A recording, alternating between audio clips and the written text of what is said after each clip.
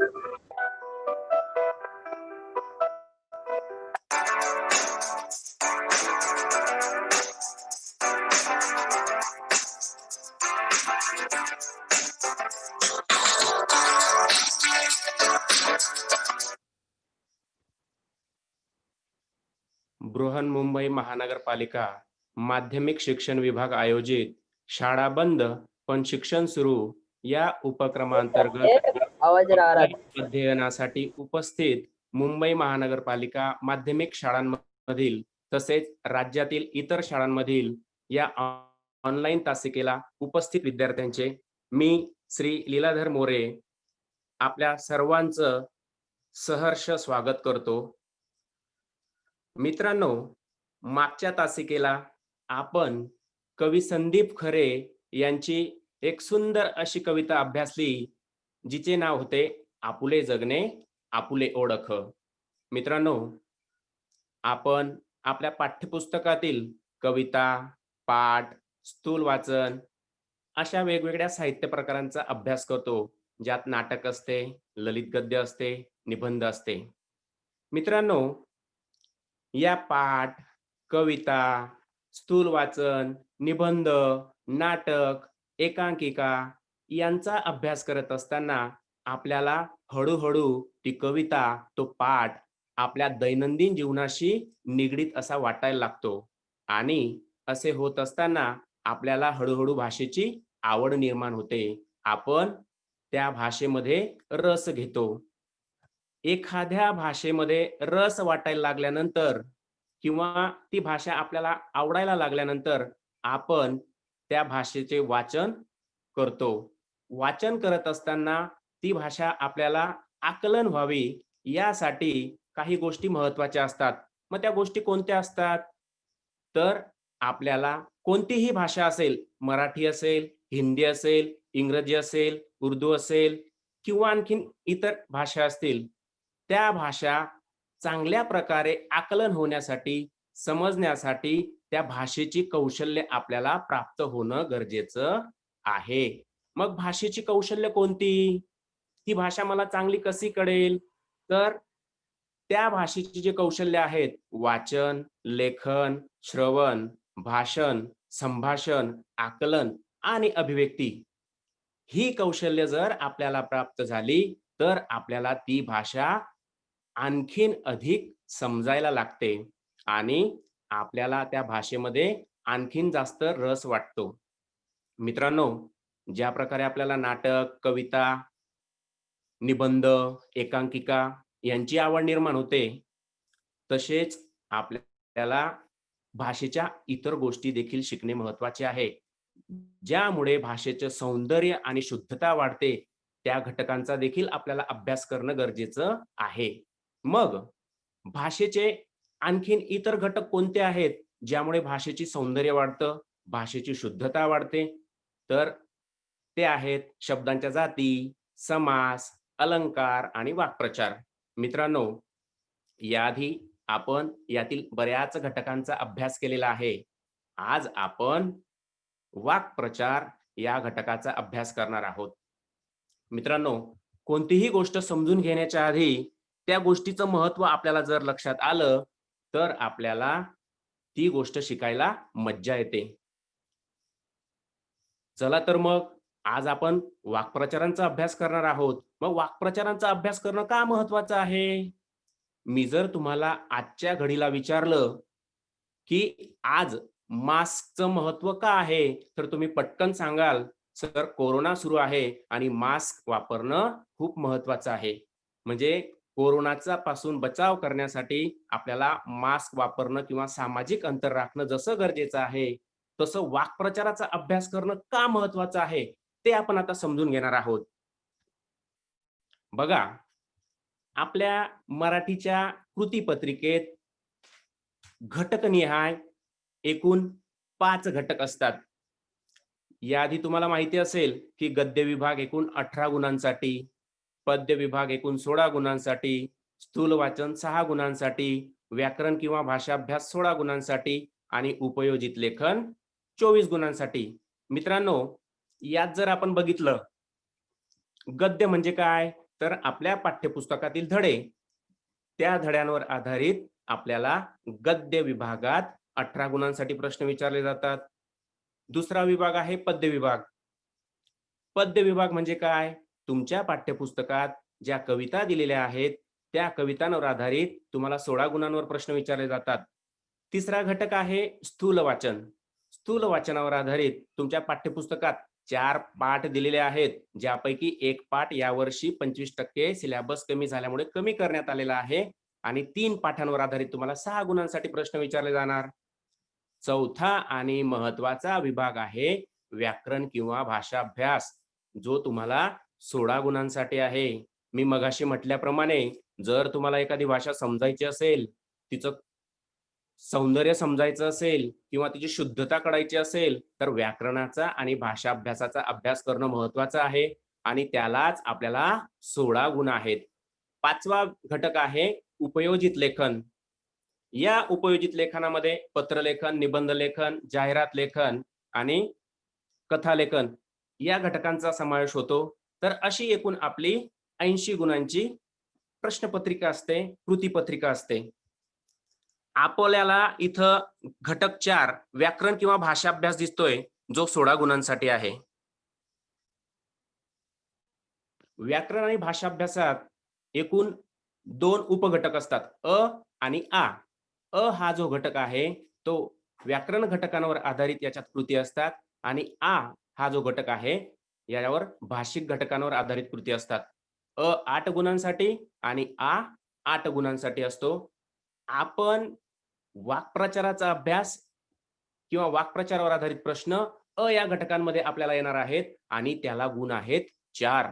मित्रांनो, आपण व्याकरण आणि भाषा अभ्यास या घटकाचा जर विचार केला, तर 16 पैकी 4 म्हणजे 100 पैकी 25, म्हणजे 25% गुण या व्याकरण विभागातील आपल्याला या वाक्प्रचार या घटकावर आहेत. यावरून तुमच्या लक्षात आलं असेल की व्याकरणात किंवा भाषा अभ्यासात वाक्प्रचाराचा अभ्यास करणे किती महत्वाचे आहे.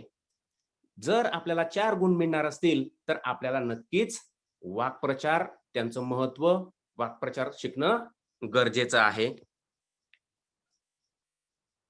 मित्रांनो, फक्त 9वी आणि 10वीच्या परीक्षेतच या वाक्प्रचारावर आधारित प्रश्न विचारले जातात असे नाही. किंबहुना त्याही पुढे जाऊन जेव्हा तुम्ही 9वीतून 10वीत, 10वीतून 11वीत, 12वीत किंवा महाविद्यालयीन परीक्षांमध्ये जाणार, तेव्हा सुद्धा तुम्हाला व्याकरणावर आधारित प्रश्न विचारले जातात. म्हणजेच त्यातील उपघटक जे आहेत, त्या उपघटकांमधला वाक्प्रचार या घटकावर प्रश्न विचारले जातात. तुम्हाला 9वी आणि 10वीत म्हणजे माध्यमिक शालांत परीक्षेच्या दृष्टीने तर महत्वाचा आहेच वाक्प्रचार, पण महाविद्यालयातील परीक्षेच्या दृष्टीने सुद्धा वाक्प्रचार हा घटक महत्वाचा आहे. त्याही पुढे जाऊन तुम्ही ज्या वेगवेगळ्या प्रकारच्या स्कॉलरशिपच्या परीक्षा देतात, त्या परीक्षांमध्ये देखील वाक्प्रचार या घटकावर प्रश्न विचारले जातात. त्याच्यानंतर तुम्ही डिग्री झाल्यानंतर, पदवी घेतल्यानंतर किंवा 12वी पास झाल्यानंतर वेगवेगळ्या प्रकारच्या स्पर्धा परीक्षा देत असतात. त्या स्पर्धा परीक्षांमध्ये देखील तुम्हाला या घटकांवर प्रश्न विचारला जातोच. मित्रांनो, सर्वात महत्वाची गोष्ट अशी की महाराष्ट्र शासनातर्फे आयोजित एमपीएससी, महाराष्ट्र लोकसेवा आयोग, ही एमपीएससी जी परीक्षा आहे, या परीक्षेमध्ये देखील आपल्याला वाक्प्रचार या घटकावर प्रश्न विचारले जातात. अशा या व आणखीन इतर परीक्षांमध्ये देखील आपल्याला वाक्प्रचार या घटकावर प्रश्न विचारले जातात. आता तुमच्या लक्षात आलेच असेल की वाक्प्रचाराचा अभ्यास करणे किती महत्वाचे आहे. मित्रांनो, आपण वाक्प्रचाराचा अभ्यासाचं महत्व तर बघितलं. आता आपल्याला बघायचंय वाक्प्रचार म्हणजे काय, वाक्प्रचार कशाला म्हणतात. तर ते समजून घेण्यासाठी ही वाक्य वाचा. बघा, पहिलं वाक्य आहे, अमित गेली 4 वर्षे एसएससी ची वारी करीत आहे. दुसरं वाक्य आहे, वक्त्याचे भाषण सर्व श्रोते कान देऊन ऐकत होते. तिसरं आहे, खांद्याला खांदा लावून गावकऱ्यांनी स्वच्छता अभियान पूर्ण केले. मित्रांनो, ही वाक्य जर आपण बघितली, तर या वाक्यांमध्ये जे जाड ठशाचे शब्द आहेत, ज्याला तुम्ही इंग्रजीत बोल्ड शब्द असे म्हणतात, त्या शब्दांकडे जरा लक्ष देऊया आपण. बघा पहिल्या वाक्यात अमित गेली 4 वर्ष एस-एस-सीची वारी करीत आहे. वारी करीत आहे हा शब्द इथे काय आहे?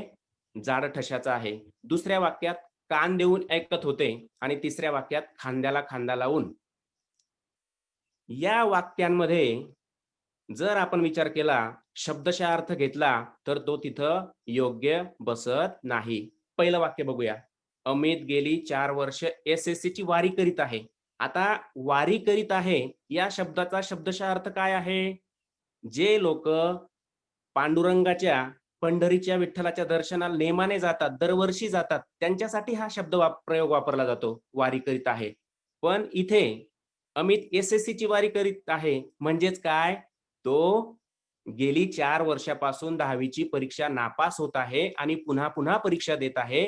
म्हणून असा शब्दप्रयोग या वाक्यात केलेला आहे. म्हणजेच या वाक्यात जो अर्थ दिलेला आहे, तो शब्द दिलेला आहे, तो त्याचा अर्थ तसाच्या तसा घ्यायचा नाही, तर त्याला एक वेगळाच अर्थ प्राप्त होतो.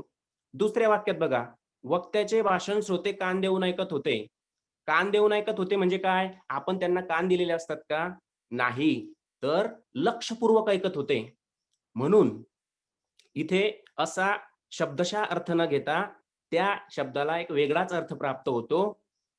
तिसऱ्या वाक्यात बघा, खांद्याला खांदा लावून गावकऱ्यांनी स्वच्छता अभियान पूर्ण केले. म्हणजे आता खांदा म्हणजे काय? आपल्या शरीराचा एक भाग आहे. मग खरंच खांद्याला खांदा लावला का? तर तसं नव्हे. तसा जर अर्थ घेतला तर तो योग्य होणार नाही. तर मग खांद्याला खांदा लावून काम करणे म्हणजे काय? एकमेकांना सहकार्य करून काम करणे आणि ते काम पूर्ण करणे. या तीनही वाक्यांमध्ये वारी करीत आहे, कान देऊन ऐकत होते, खांद्याला खांदा लावून हे जे शब्द आहेत यांचे जसेचे तसे अर्थ घेतले तर ते योग्य होणार नाही.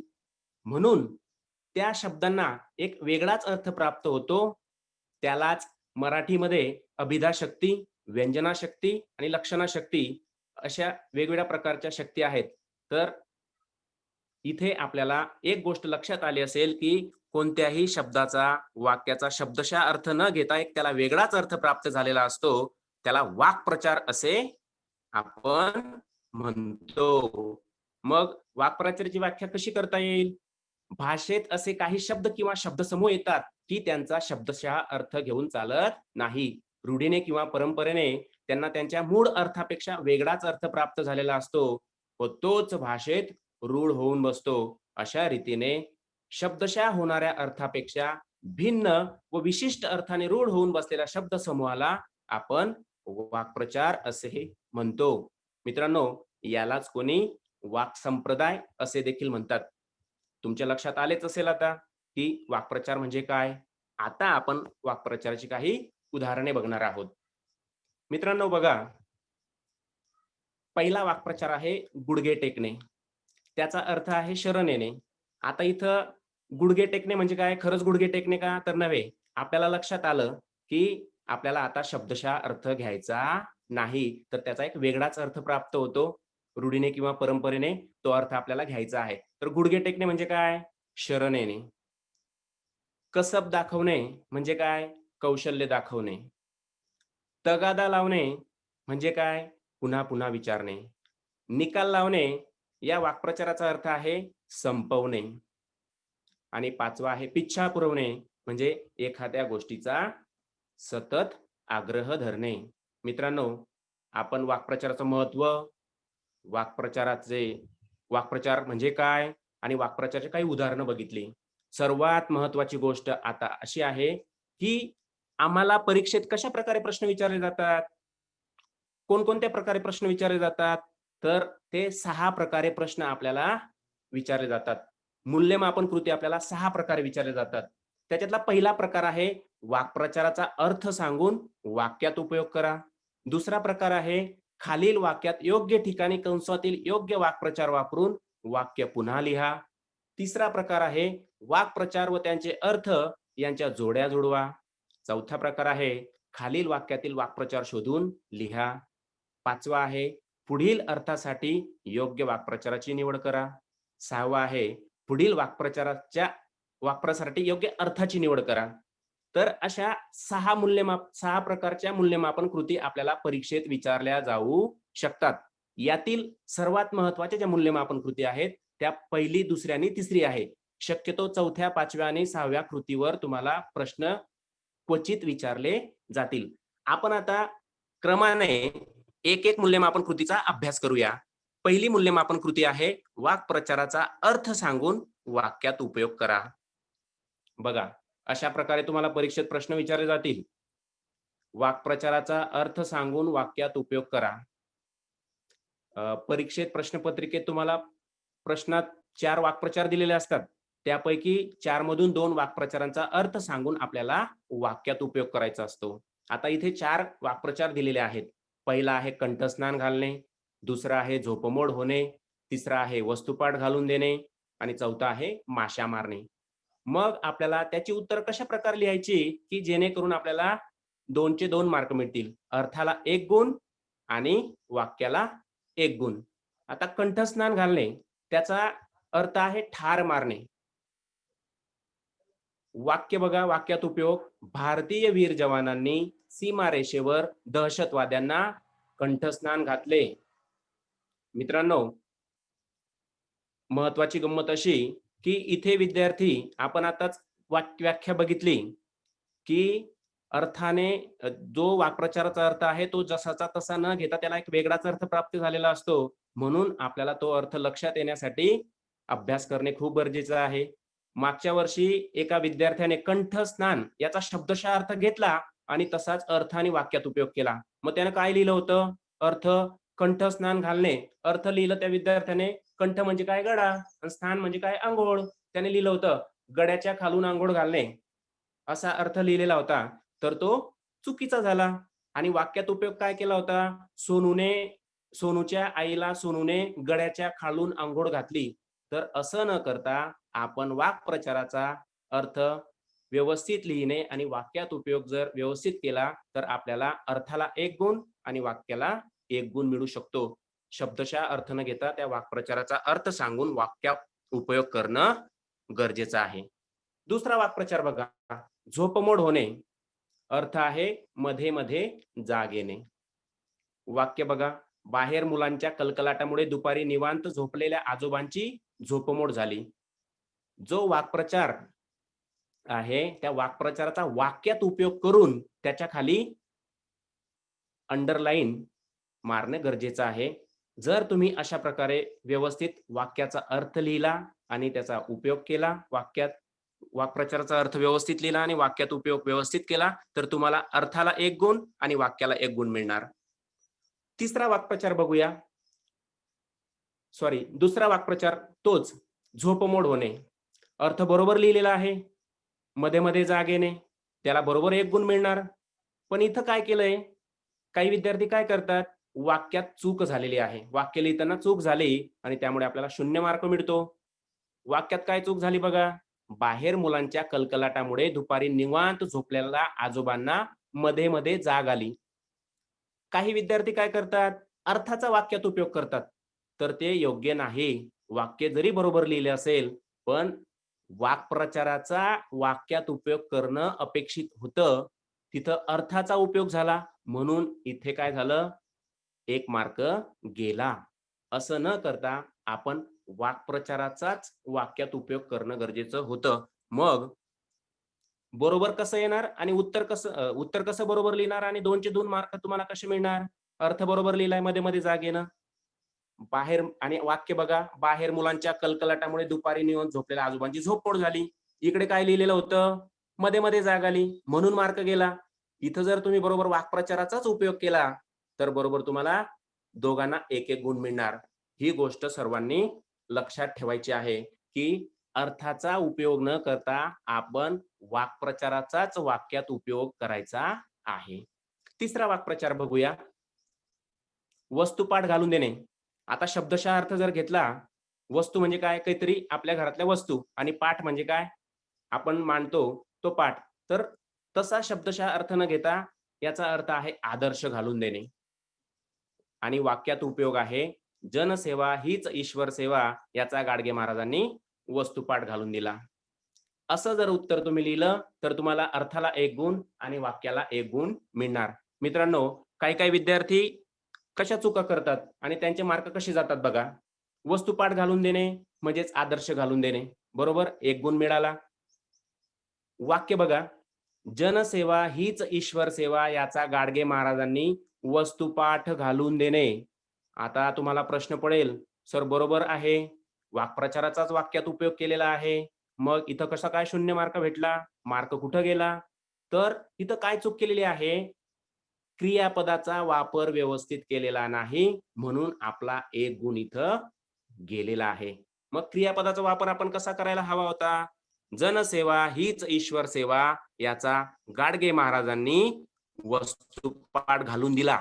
बघा, एका शब्दामुळे क्रियापदाच्या वापरामुळे क्रियापदाचा वापर आपण व्यवस्थित केलेला नाही, म्हणून इथे 1 गुण गेला. आणि तिथेच क्रियापदाचा जर तुम्ही वापर व्यवस्थित केला, व्यवस्थित लिहिलं, तर अर्थाला 1 गुण आणि वाक्याला 1 गुण तुम्हाला नक्कीच मिळणार. चौथा वाक्प्रचार बघूया. माशा मारणे. आता माशा मारणेचा शब्दशः अर्थ आपल्याला घ्यायचा नाही. तुमच्या लक्षात आलंच असेल, की शब्दशः अर्थ घ्यायचा नाही. माशा मारणे म्हणजे काय? निरुद्योगी असणे. अर्थ लिहिला. वाक्य, लॉकडाऊनच्या काळात कामधंदा नसल्याने अमोल सध्या माशा मारत बसला आहे. जर तुम्ही अर्थ आणि वाक्यात उपयोग व्यवस्थित केला, तर इथे सुद्धा तुम्हाला अर्थाला 1 गुण आणि वाक्याला 1 गुण मिळू शकतो. मित्रांनो, आपण ज्या 6 मूल्यमापन कृती बघितल्या, त्याच्यातली पहिली मूल्यमापन कृती आपण बघितली. वाक्प्रचाराचा वाक्यात उपयोग, अर्थ सांगून वाक्यात उपयोग करणे. त्याच्यानंतर दुसऱ्या प्रकारचा प्रश्न तुम्हाला कशा प्रकारे येऊ शकतो ते बघूया. खालील वाक्यात योग्य ठिकाणी कंसातील योग्य वाक्प्रचार वापरून वाक्य पुन्हा लिहा. अशा प्रकारचा प्रश्न तुम्हाला विचारला जातो. आणि कंसात दिलेले आहे धीर देणे, हमी देणे, मान देणे, शाबूत ठेवणे. 3 वाक्य दिलेली असतील किंवा 4 दिलेले असतील, तर आपल्याला जे शब्द ठळकपणे दिसतायत, त्या शब्दांच्या ठिकाणी आपल्याला वरील कंसातील वाक्प्रचारांचा वापर करून ती वाक्य पुन्हा लिहायची आहेत. वर प्रश्नात म्हटलंय, योग्य वाक्प्रचार वापरून वाक्य पुन्हा लिहा. पहिलं वाक्य बघा, शिक्षकांचा सन्मान करणे हे विद्यार्थ्यांचे कर्तव्य असते. त्याचं उत्तर जर आपण बघितलं खाली, तर शिक्षकांना मान देणे हे विद्यार्थ्यांचे कर्तव्य असते, हे बरोबर आहे. पण याच ठिकाणी जर आपण शिक्षकांना धीर देणे हे विद्यार्थ्यांचे कर्तव्य असते असं लिहिलं तर बरोबर होणार नाही, योग्य होणार नाही. म्हणून त्या वाक्यात कोणता वाक्प्रचार व्यवस्थित अर्थ त्याचा होईल, त्या वाक्प्रचाराची निवड करून आपल्याला त्याचं उत्तर लिहायचं आहे. म्हणून शिक्षकांना मान देणे हे विद्यार्थ्याचे कर्तव्य आहे. हा वाक्प्रचार इथे बरोबर अर्थ जुळतो, म्हणून आपण तशा प्रकारे उत्तर लिहून तो मान देणे शब्दाच्या खाली अंडरलाईन करणं गरजेचं आहे. दुसरं बघा, मुलाने वडिलांना अभ्यास करून चांगले गुण मिळवण्याची शाश्वती दिली. आता शाश्वती दिली या ठिकाणी आपल्याला काय करायचंय? वाक्प्रचाराचा निवड करून त्या वाक्याचं उत्तर लिहायचंय.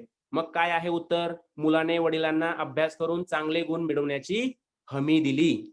जर आपण तिथं हमी दिली ऐवजी शाबूत ठेवली, मान दिली, धीर दिली असं जर लिहिलं तर ते चुकीचं होईल. म्हणून जे योग्य वाक्प्रचार आहे त्या योग्य वाक्प्रचाराचा आपण निवड करून उत्तर बरोबर लिहिणार आहोत.